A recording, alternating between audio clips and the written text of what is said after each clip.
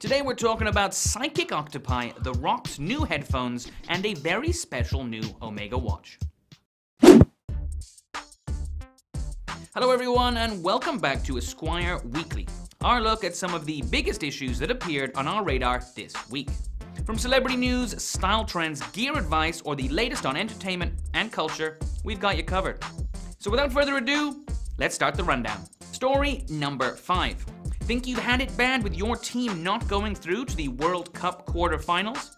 Then spare a thought for Japan's Psychic Octopus. Rabiot, a giant Pacific octopus caught off the coast of Hokkaido in Japan, accurately predicted the results of all 3 of Japan's first games in the World Cup. He successfully called Japan's victory against Colombia, a draw with Senegal, and defeat at the hands of Poland. As you'd expect, this made Rabiot incredibly popular in Japan, and his owner Kimio Abe has been doing interviews and talk shows since the very first prediction. However, that's where the fairy tale ends. While there is no market for octopus predictions, there certainly is a market for actual octopus. Abe mentioned in an interview this week that Rabiot had indeed been chopped up and sold for food. It really is a sad day for psychic animals everywhere. Number 4. Watch news! Omega has just unveiled a brand new limited edition chronograph, each containing an original movement harking back to 1913.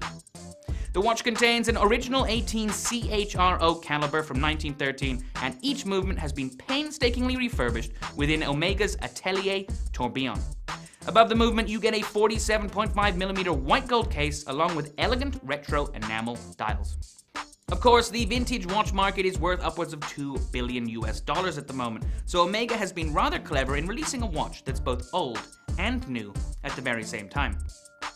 Although, good luck getting your hands on one. Each of the limited 18 units has almost certainly been sold by now. Story number 3.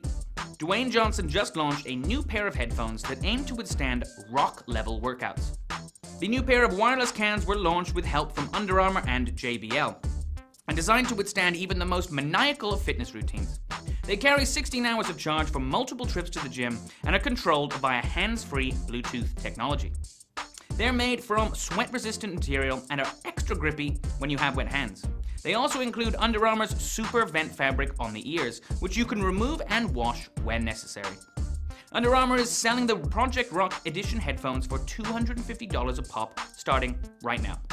Story number 2. Bulgari has just opened the doors of an extravagant new hotel in Shanghai. Set on the riverbank of the city's magnificent waterfront, the Bulgari Hotel Shanghai is a 48-floor tower that features 82 rooms and 19 luxury suites. Along with the modern high-rise, the Italian fashion house also restored the adjacent Shanghai Chamber of Commerce, a 20th century landmark that now features Italian gardens and a 500-meter Bulgari ballroom. Of course, the real star of the show is the 400-square-meter Bulgari suite, complete with 3 bedrooms, 5 bathrooms, 3 lounges, and a private jacuzzi room. The cost to stay in such opulence? A cool $20,000 per night. And last but not least, number 1. Marvel fans are going nuts over the leaked Avengers 4 title. Marvel fans who currently have nothing better to do checked the resume page of an Avengers 4 cinematographer and noticed that he listed working on one very special project, called Avengers Endgame. Since then, the cinematographer in question has removed the listing, but the damage has been done. A number of fans have pointed out that the title is a reference to something Doctor Strange mentions during the first Infinity War flick, and hints that the second film is all part of Strange's plan.